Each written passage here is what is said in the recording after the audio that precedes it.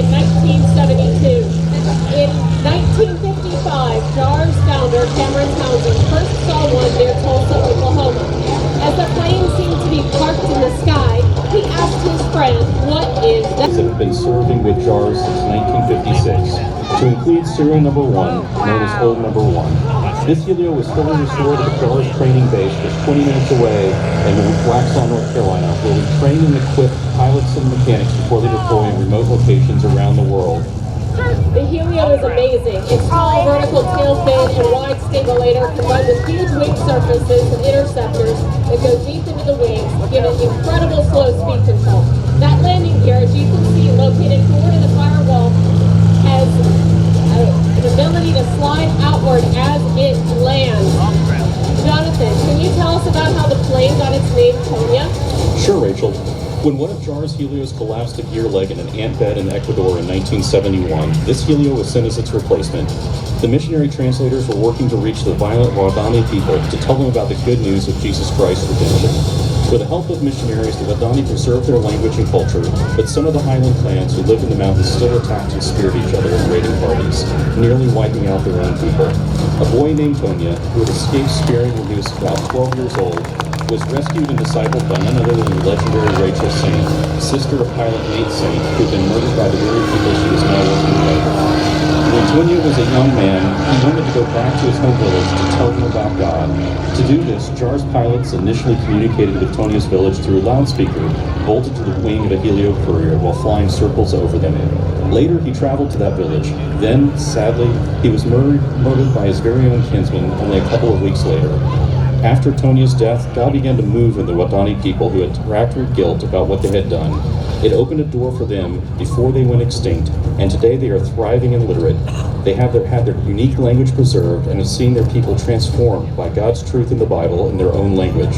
So when this Helio arrived in Ecuador, JAARS decided to name it in honor of Tonya at a dedication in 1972. That is amazing. After service in Ecuador, this little missionary plane was sent to Indonesia for 10 years, where it made 7,500 landings in treacherous terrain, flew the equivalent of 23 times around the globe, carried over 10,000 passengers, and delivered 2.5 billion pounds of cargo. It probably did the same when it was in Ecuador.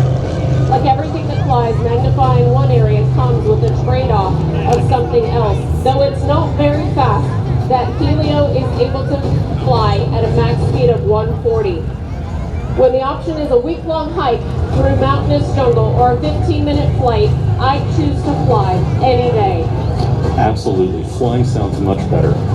Let's look at the Helio as it comes by for its slow pass. Notice the control surfaces on the wings. When either aileron moves up, the interceptors also deploy on top of the wing, giving remarkable roll control at minimal speeds.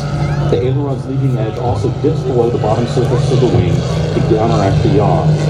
To give the plane that incredible controlled flight at less than 30 knots, 4 leading edge slats automatically deployed, 2 on each wing, massive curved airfoil in combination with flaps. With a decent headwind, this plane seems to literally hang in the air. What makes this plane so unique is its ability to deliver an 800 to 1,000 pound payload to short, steep, unimproved runways. The airstrips this plane has flown onto have been as short as 470 feet with mountains surrounding them. JAARS trains mission pilots using sloped runways in the Blue Ridge Mountains of western North Carolina, the area hardest hit by Hurricane Helene. Due to the austere environment, weather challenges, high density altitudes, and steep slopes where unreached people live, the Helio has been a vital link for life-saving missions. Only about 300 Helio Super Couriers were built, mostly as military U-10s. In fact, the United States military was so impressed with what missionaries were doing with Helios in the jungles that by 1958 they had adopted it. Helio served in special operations in the United States Air Force, United States Army Special Forces, and with the CIA's Air America in Southeast Asia. Less than 50 295 Helios survived, and only 15 of the H-395s exist today. One of those 15 H-395s is the JAARS exhibit behind Coast Center. Stop by this afternoon to see it up close. The Helio can be a handful to fly and is challenging to control on the ground, especially before the gear spreads. While JAARS no longer uses Helios in the jungles of South America, Africa, or Asia, we do still use them as trainers. Pilots that fly the Helio have heightened stick and rudder skills, are masters at energy management, and are better prepared to fly the Pilatus quarter.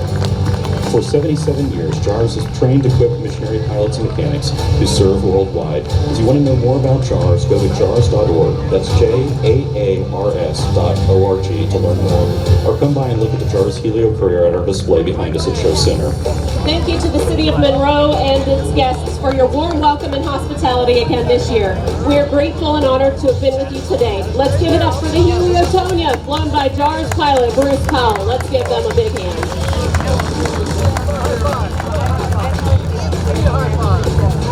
Thank you so much, Rachel and Jonathan, for telling us about this plane. And I'm sure a lot of people don't realize that this magnificent plane and mission is right here.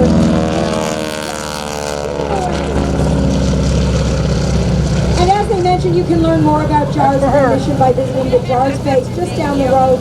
They offer tours, have 2 museums and a cafe on site, or visit JAARS.org.